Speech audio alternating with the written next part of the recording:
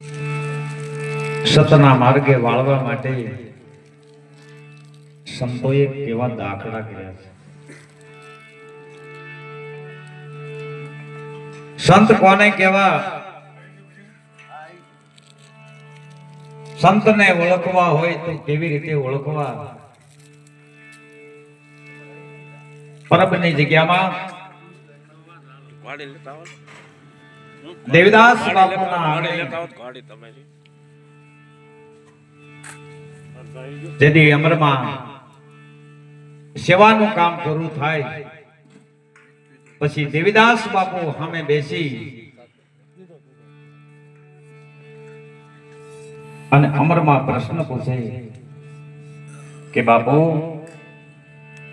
સંતને ઓળખવા હોય તો કેવી રીતે ઓળખવા? ત્યારે દેવીદાસ બાપુ જવાબ આપે છે કે સંતને ઓળખવા હોય તો ભીતરની આંખ જોવે. સાંભળાની આંખથી સંત ન ઓળખાય તો સાંભળાની આંખથી ઈશ્વર કેમ ઓળખાય? કૃષ્ણ પરમાત્મા અર્જુનને કહે છે કે હે અર્જુન, તારે જો મને ઓળખવો હોય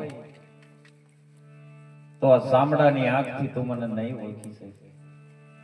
પણ કોઈ બ્રહ્મનિષ્ઠ સદગુરુના ચરણે જા અને જ્યારે સદગુરુ તને દિવ્ય દ્રષ્ટિ આપે અને ઈ દ્રષ્ટિથી તું મને ઓળખી શકીશ.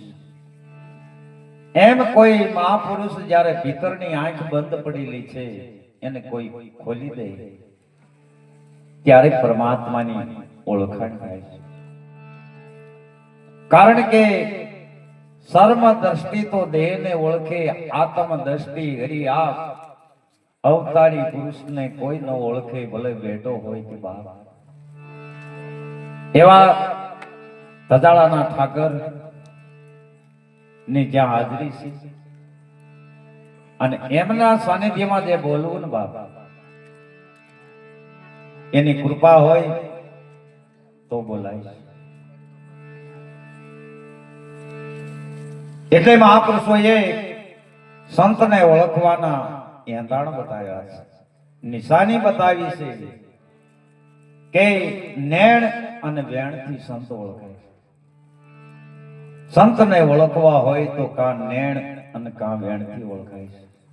જેના નેણ અને જેના વેણ પલટી ગયા હોય. જે સદગુરુ મહારાજે આપણને વચન આપ્યું, ઈ વચન છે ને બાપ, ઈ રતન છે. એને ઈ વચનની વાતો સોરે ને સોટે અને બજારે આ વચનની વાતો કરવાની નથી. એને મહાપુરુષો કહે છે કે તમારી હૃદય રૂપી તેજોરીમાં મૂકી દીજો અને કોઈ ગ્રાહક મળે તો તેજોરી ખોલી અને ઈ વચન બતાવજો કે આ વચન આવું છે.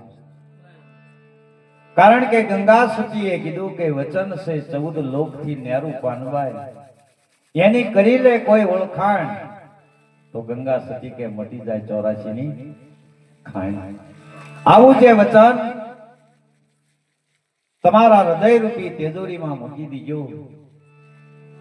અને વાત સાચી છે. એક લીમડીના કવિરાજ શંકરદામ દેથા લખતા હોય દુઆમાં કે અંતરના ઊંડાણની કોક ભેદુને ભણાય. હે અંતરના ઊંડાણની કોક ભેદુને ભણાય, આ સોરે બેસીને નો ચિતરાય, શીતની વાતો સંકળાય. એવા કોઈ ગ્રાહક મળે અને એવા કોઈ હીરાના પારખું મળે ને તો તેજોરી ખોલી અને બતાવજે કે આ વચન, એ વચન છે રતન, એને કરી દઈએ સુખતાલ. ગ્રાહક હોય તો ખોલીએ વાણી વચન રસાલ.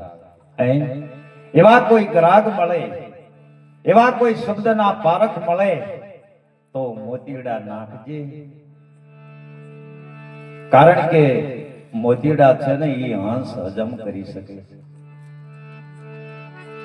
પારેવાના ટોળા હોય, કાગડાના ટોળા હોય, ત્યાં મોતી ખોબો ભરીને નખાય નહીં બાપ.